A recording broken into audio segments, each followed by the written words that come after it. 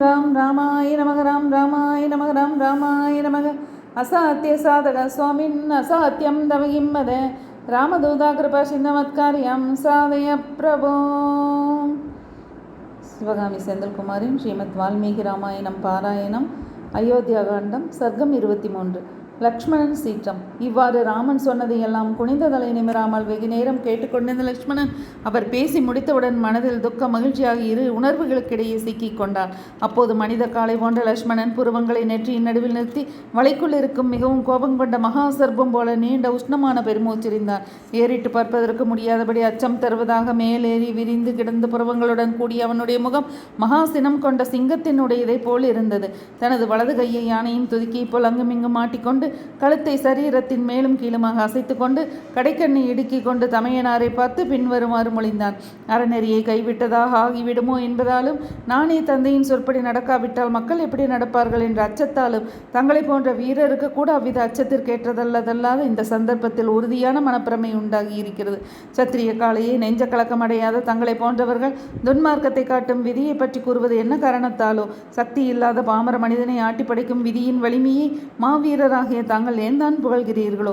அறத்தின் திருவடிவே பாவிகளான அவ்விருவர் மீதும் தங்களுக்கு சந்தேகமே தோன்றவில்லையே.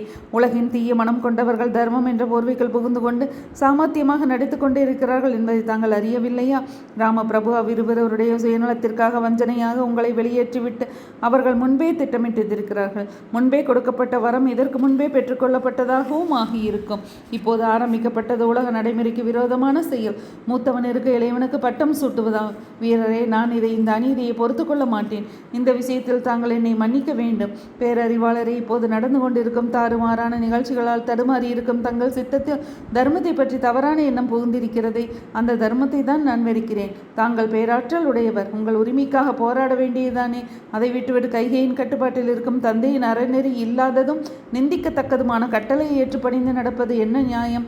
வரதானம், பொய்யான மொழி என்ற குற்றத்தை செய்து தங்கள் பட்டாபிஷேகத்திற்கு இடையூறு விளைவிக்கப்பட்டிருக்கிறது. இது தர்மம் அல்ல. என்றாலும் தாங்கள் இதை ஒப்புக்கொள்ள தயங்குகிறீர்கள். அதனால் எனக்கு மிகவும் துக்கம் உண்டாகிறது. அத்துடன் வஞ்சகமான இந்த நடவடிக்கையை தர்மம் என்று ஏற்பதும் வருந்தத்தக்கது. தர்ம நெறி என்று சொல்லிக்கொண்டு ஒரு கபட நாடகத்திற்கு தாங்கள் உடன்படுவது மிகவும் கேவலமானது. அவர்களோ தாய் தந்தை என்ற பெயரளவுக்கு இருந்து கொண்டு அவர்கள் இஷ்டப்படி நடப்பவர்கள். எப்போதும் உங்கள் நலனை கருத்தில் கொள்ளாமல் விரோதிகளைப் போல் நடந்து கொள்ளும் அவர்களுடைய ஆணையை தங்களை தவிர வேறு யார்தான் மனதிலாவது ஏற்றுக்கொள்வர்? அவர்களுடைய ஆணை விதியின் வலிமையால் ஏற்பட்டது என்று தாங்கள் பணிந்து ஏற்றுக்கொள்வீர்கள் என்றால் அந்த ஏற்பும் கைவிடத்தக்கதே. உங்களுடைய மனப்போக்கு சரியானது என்று எனக்கு தோன்றவில்லை. கோலை ஆற்றல் இல்லாதவன் எவனோ அவன்தான் தலைவிதிக்கு அடிமையாகிறான்.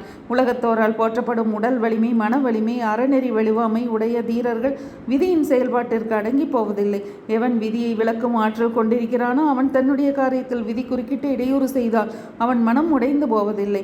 இப்போது தெய்வ செயலின் சக்தியும் மானிடத்தின் பெரும் சக்தியும் மக்கள் காணப்போகிறார்கள். விதியின் வலிமை, மனிதனின் வலிமை என்ற இவற்றினிடையே எது உயர்ந்தது என்பது தெளிவாக போகிறது. தங்களுடைய பட்டாபிஷேகம் விதிவசத்தால் நின்று போனதை கண்ட மக்கள் இப்போது என் வீரத்தினால் விதியின் வலிமையை அளிக்கப்படுவதையும் காணப்போகிறார்கள். அங்குசத்திற்கடங்காமல் மத நீர் பெருக்கினால் வலிமை பெற்று இஷ்டப்படி ஓடி திரியும் யானையைப் போல் செயல்படுகின்ற விதியை மானிட முயற்சியால் என் பேராற்றலை வெளிப்படுத்தி நான் புறமுதுகிட்டு ஓடச் செய்கிறேன். ராமச்சந்திரா, இப்போது என் திசை காவலர்களும் 3 உலக மக்களும் ஒன்றாக கூடி வந்தாலும் தங்கள் பட்டாபிஷேகத்தை நிறுத்த முடியாது என்னும்போது ஒரே ஒரு தந்தை எம்மாத்திரம். பிரபு எவர்கள் தங்களுக்குள் பரஸ்பரம் ஆலோசித்து தங்களை காட்டில் வசிக்கும்படி சொன்னார்களோ அவர்கள் 14 ஆண்டுகள் அதை காட்டில் வசிக்கப் போகிறார்கள். தந்தையினுடையதும் உங்களுடைய முடிசூட்டலை நிறுத்தி தன் புத்திரனுக்கு அரசு கிடைக்க வேண்டும் என்ற அவருடையதுமான அந்த ஆசையை நான் வெட்டி சாய்த்து விடுகிறேன். எனக்கு விரோதமாக கிளர்ச்சி செய்கின்றவர்களுக்கு என் பௌருஷத்தால் எவ்வளவு துக்கம் கொடுக்க முடியுமோ அவ்வளவு கடுமையான துக்கத்தை தெய்வத்தால் கொடுக்க முடியாது. ஆயிரக்கணக்கான ஆண்டுகளுக்கு பின்னர் தங்கள் வானப்பிரஸ்த வாழ்க்கை மேற்கொள்வதற்காக காட்டிற்கு போனதும் தங்களுடைய குமாரர்கள் பிரஜைகளை ரசிக்கும் பொறுப்பை ஏற்றுக்கொள்வார்கள். முற்காலத்தில் ராஜ ரிஷிகளின் ஆச்சார முறைப்படி குடிமக்களை நாம் பெற்ற புதல்வர்கள் போல் பாதுகாக்க வேண்டும் என்பதற்காக தம்புத்திரர்களை நியமித்துவிட்டு வயோதிகம் அடைந்தவன் வானப்பிரஸ்தம் மேற்கொண்டு காட்டிற்கு சென்று வாழ வேண்டும் என்று விதிக்கப்பட்டிருக்கிறது. அறத்தின் நாயகனே ராமா, அரசருக்கு உறுதியான நிலைப்பாடு இல்லை. கைகைக்கு கொடுத்த வரத்தை மீறவும் முடியவில்லை. தங்களை பிரியவும் விருப்பமில்லை. வானப்பிரஸ்தம் பற்றி முடிவெடுக்க இயலவில்லை. அவர் சொல்லுக்கு எதிராக தங்கள் அரசை கைப்பற்றினால் ராஜ்யம் சிதறிப்போகும், மக்கள் கிளர்ச்சி செய்வார்கள் என்ற சந்தேகத்தால் தான் தங்கள் அரசாட்சி வேண்டாம் என்கிறீர்கள். வீரரே, அலைபாயும் சமுத்திரத்தை ஒரு எல்லையை கடந்து உள்ளே வராதபடி கரை தடுத்து நிறுத்தியிருப்பதைப் போல தங்களையும் இந்த ராஜ்யத்தையும் நான் காப்பாற்றுவேன். அதில் தவறினால் எனக்கு வீர சொர்க்கம் கிடைக்காமல் போவதாக என்று சபதம் செய்கிறேன். தங்கள் பட்டாபிஷேகத்திற்குரிய சடங்கான மங்கள நீராட்டை பெறுவதில் மனத்தை செலுத்துங்கள். எதிர்க்கக்கூடிய சிற்றரசர்களை எதிர்கொண்டு பெருமதியிட்டு ஓடச் செய்வதற்கு என் ஒருவனுடைய பலமே போதும். என்னுடைய 2 கைகளும் வெறும் உடல் அழகுக்காக இல்லை. கையில் உள்ள வில் வெறும் அலங்கார பொருள் அன்று. நீண்ட கத்தி ஒப்பனையாய் இடுப்பில் சொருகிக் கொள்வதற்காக இல்லை. அம்பரா துணியில் உள்ள பானங்கள் வெறும் கம்புகள் அல்ல. இவை 4 எதிரிகளை அடக்குவதற்காகவே என்னிடம் இருக்கின்றன. எவனை நான் பகைவன் என்று கருதிவிட்டேன், அவனை ஒருபோதும் உயிருடன் எடுக்க மாட்டேன். மின்னலை போல் பளபளக்கப்பட்ட தீட்டப்பட்ட கத்தியை மட்டும் நான் என் கையில் ஏந்தி விட்டால் எதிரே நிற்கும் விரோதி அவன் இந்திரனாகத்தான் இருக்கட்டுமே, துண்டு துண்டாக்காமல் விடமாட்டேன். என்னுடைய வாளினால் வெட்டுண்டு சிதறி கிடக்கும் யானை, குதிரை, தேர் முதலியவற்றின் பல்வகை அங்கங்களின் குவியலால் கால் வைத்து நடப்பதற்கு கூட இடமில்லாதபடி இந்த பூமியாக போகிறது. என்னுடைய கத்தியினால் வெட்டப்பட்டு இரத்த ஆற்றில் மிதக்கும் பகைவர்கள் குழந்து விட்டெறியும் அக்னியைப் போலவும் மின்னலோடு கூடிய மேகங்கள் பூமியில் விழுந்தாற் போலவும் காணப்படுவார்கள். உடும்பு தோலினால் செய்யப்பட்ட கவசங்களை கை வீரர்கள் அணிந்து கொண்டு கையில் வில்லேந்தி நான் நிற்கும்போது எந்த ஆண்மகனுக்குத்தான் என்னை எதிர்க்கும் தைரியம் உண்டாகும்? ஒரு பானத்தால் பல வீரர்களையும் பல பானங்களால் ஒருவனையும் தரையில் வீழ்த்தி வீரன், குதிரை, யானைகளின் உயிர்நிலைகளில் தொடர்ந்து அம்புகளை தொடர்ந்து அழுத்து விடுவேன்.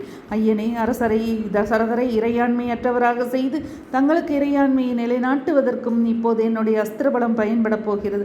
ராமபிரபு சந்தனம் பூசிக்கொள்வதற்கும் தோல்வலை அணிவதற்கும் ஏராளமான செல்வங்களை வாரி வழங்குவதற்கும் நண்பர்களுக்கு உதவுவதிலும் இதுவரை உபயோகப்பட்டு வந்த இந்த கைகள் தங்கள் பட்டாபிஷேகத்திற்கு தடங்கள் ஏற்படுத்தியவர்களை ஒழித்து கட்டும் செயலில் ஈடுபடப் போகின்றன. தங்களிடம் நட்பு பாராட்டாத எவன் இப்போது உயிர் புகழ் நண்பர்களிடமிருந்து என்னால் விடுவிக்கப்பட வேண்டும் என்பதை கூறுங்கள். நான் யாரை முதலில் அளிக்க வேண்டும்? நான் தங்களுடைய பணியால் இந்த பூமண்டலம் முழுவதும் எவ்வாறு தங்கள் வசப்படுமோ அவ்வாறு எனக்கு ஆணையிடுங்கள். ரகுகுலத்தின் பெருமையை வளர்ப்பவரான ராமன் லட்சுமணனின் கண்ணீரை துடைத்துவிட்டு பலவாறாக ஆறுதல் கூறி தந்தையின் ஆணையை நிறைவேற்றுவதில் தான் உறுதியாக இருப்பதை தெரிவித்து, அன்புள்ளவனே, என்னுடைய இந்த வழிதான் சான்றோர் வழி என்று கூறினார். ராம் ராமாய நமக, ராம் ராமாய நமக, ராம் ராமாய நமக. அசாத்திய சாதன சுவாமின் அசாத்தியம் தவகிம் வத ராமதூதா கிருபா சிந்தமத்காரியம் சாதே பிரபு. ஸ்ரீமத் வால்மீகி ராமாயணம் அயோத்தியா காண்டத்தில் 23வது சர்க்கம் முற்றிற்று.